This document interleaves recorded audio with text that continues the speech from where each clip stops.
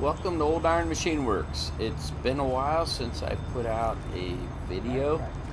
I've had a lot of projects going on recently that I have film for, but just haven't had time to put a video together. So this video is going to be repairing my steady rest for my Cincinnati lathe in order to do another project. The brass buttons were worn down too far where they would not close in tight enough for the project I need to do. So here I'm drilling them out. I'll just drill and tap a hole, machine the face off, and then just use a little puller to pull out the plug.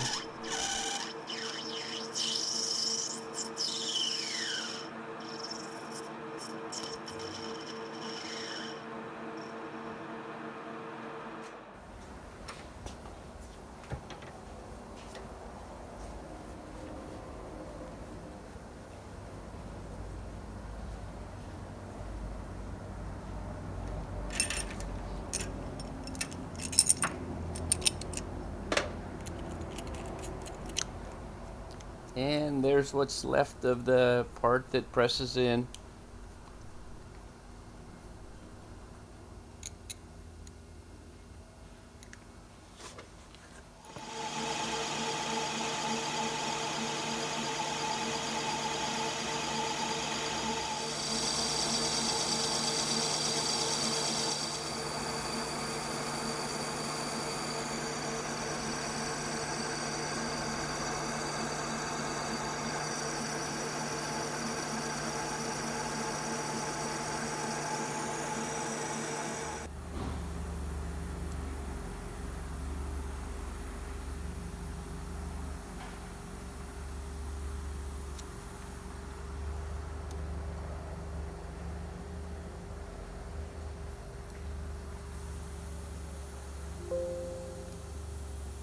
Here you can see I'm making them just a tad over 3/8 of an inch. The holes are 3/8 that they press into.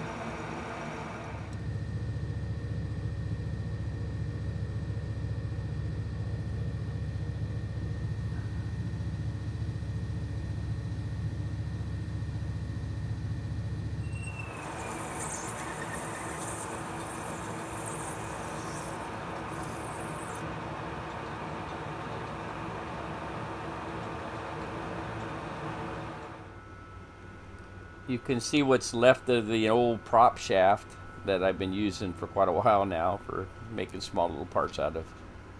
And I'll just take a file and just knock the sharp edges off of the buttons.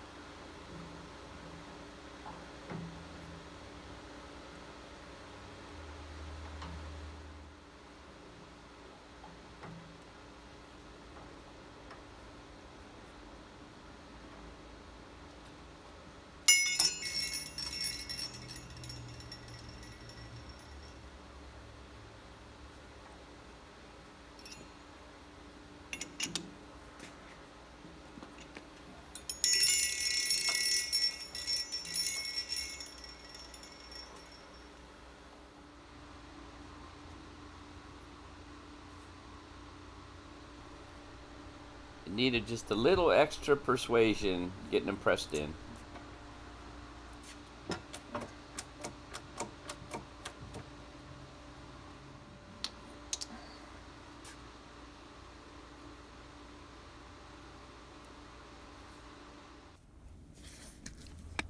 Okay, we got the steady rest all done, and it's ready now to do the project that I got going on. I was asked if I could help a guy mount this thingamajig to some type of a precision, heavy, thick wall tubing kind of thing, and I said sure, I'll give him a hand. I basically have to make a threaded bushing that is threaded 3/4 24 on the ID and 7/8 27 on the OD with a 3/4 inch shoulder on the ID.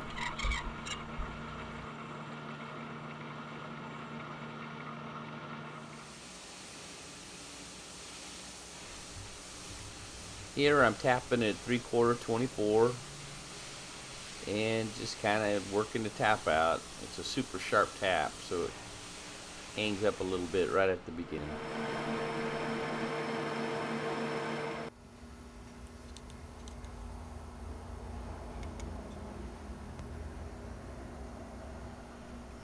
Here I got the 7/8 OD ready to start threading.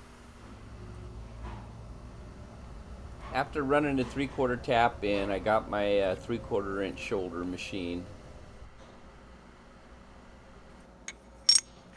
I've showed this before, but this is how I get my tool height. I just put that little level on one of the 3 jaws and got a little mark right on the jaw, and then I just run my cutter up to it.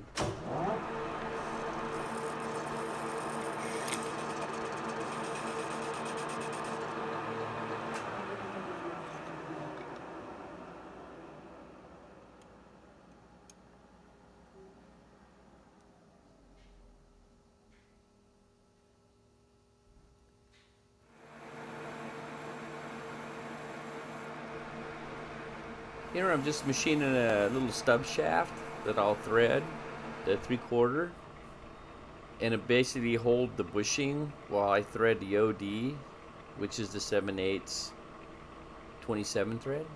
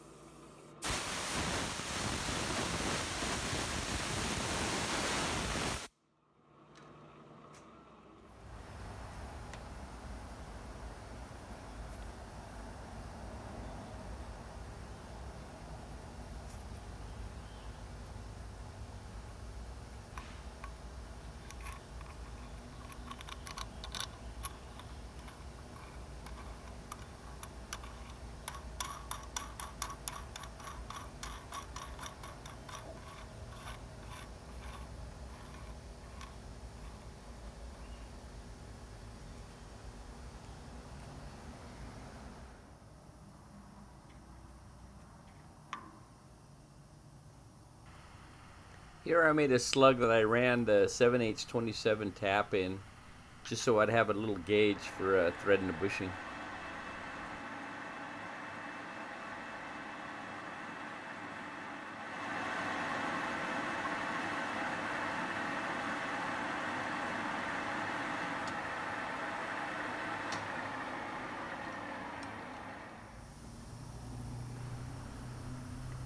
Here it's still a little bit too tight, and when it's all done it'll be Loctited on, so you want to leave a little bit of gap, just enough for the Loctite to get in.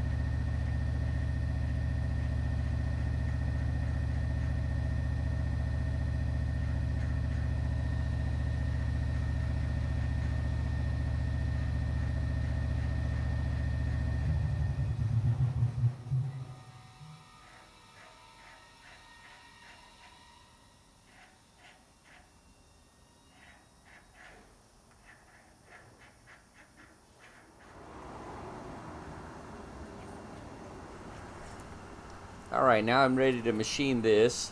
I just got it taped up just to protect it. And it's going to go into a little 4-jaw south bend chuck. And as you can see, I just got stuff to protect it from any blemishes. This hole was 49/64 20 thread. It'll now be 7/8 27 thread when it's done. I bought a really nice 6-jaw chuck for my 10EE a while back, and it actually came on this spindle setup. And the spindle setup actually works pretty nice right now. I just clamp it up in the 3-jaw, and then that little south bend chuck will just screw right on the end of it.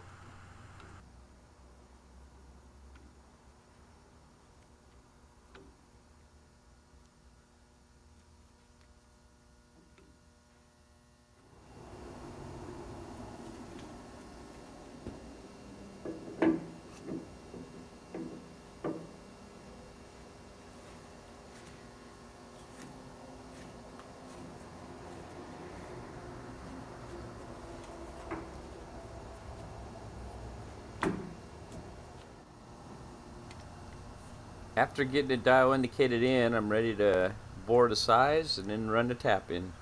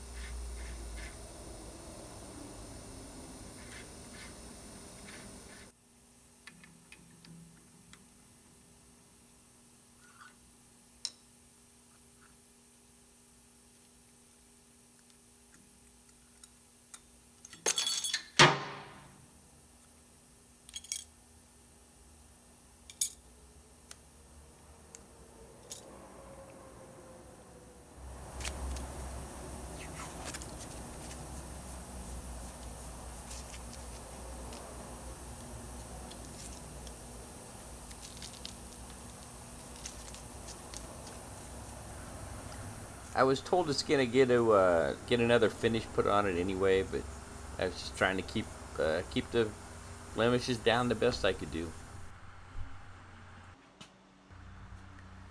I know I jump around a lot. It's probably hard to keep up at times, but I'm back home on the Cincinnati lathe, and right there, this is the first time I'm using the new buttons on the steady rest. And the end of that tube is where the customer filed it attempting to make it fit. And he actually did a pretty good job filing, but you can only get so close. And the shoulder, he had to file all the way back to get that shoulder. Well, that shoulder needs to be perfect. It can't be out at all. And then the area where the black marker is, that's also where he filed. From the threads all the way back to where the indicator is where he actually hand filed. Okay, I'm cutting it kind of set up to make a really slight cut here, and then true up the shoulder, which the shoulder is out. Um, what what I generally use right here as a lubricant is some Sun. It's actually made for slip fit, like pressing parts together, but it works really well for that. But anyway, you can see there's not a ton of clearance, but clearance is clearance. And this is actually going to be the first job since I actually brought this lathe home. First job I'm going to do on it. And it'll be the first time I'm going to get my other clamp here. I made this clamp here for the clamp my phone to. See if I can get a little better angle. We'll find out.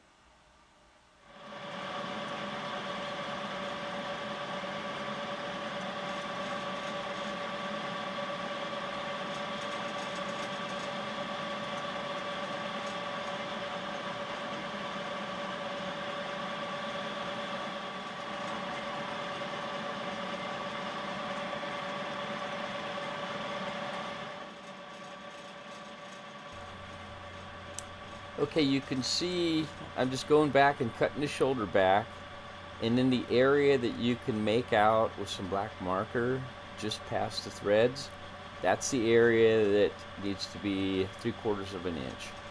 It'll pilot on that bushing.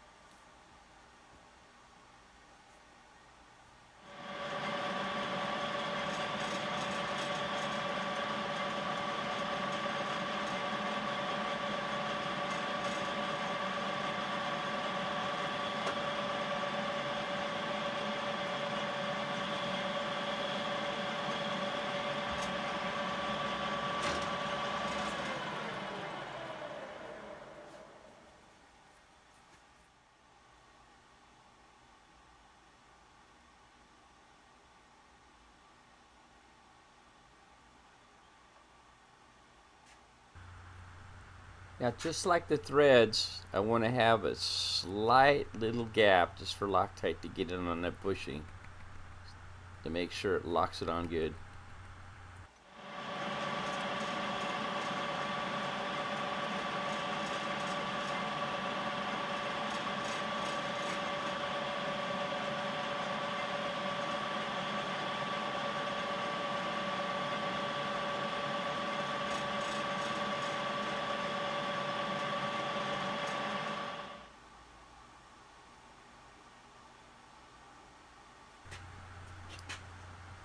That will give me the 1/2 thousandths per side all the way around for the Loctite to get into.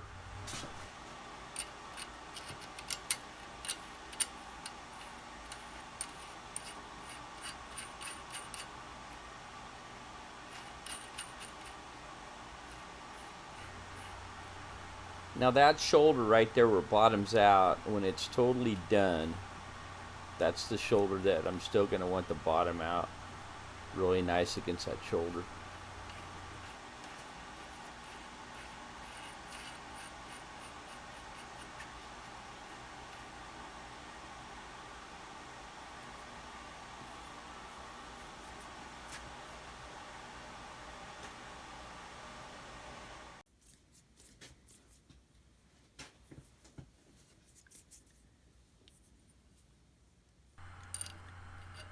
Here we're just going to kind of check for fit, see how it looks.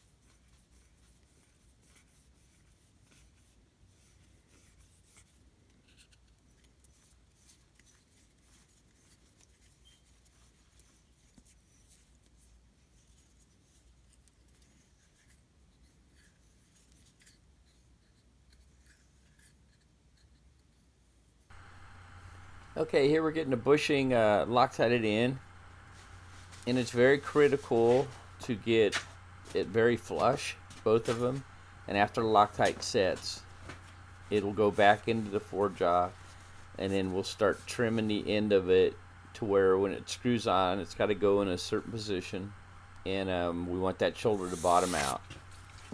I don't have footage showing fitting that portion up, but actually I only had to go in a forejaw a couple times where we got it to tighten up and be in the location we wanted.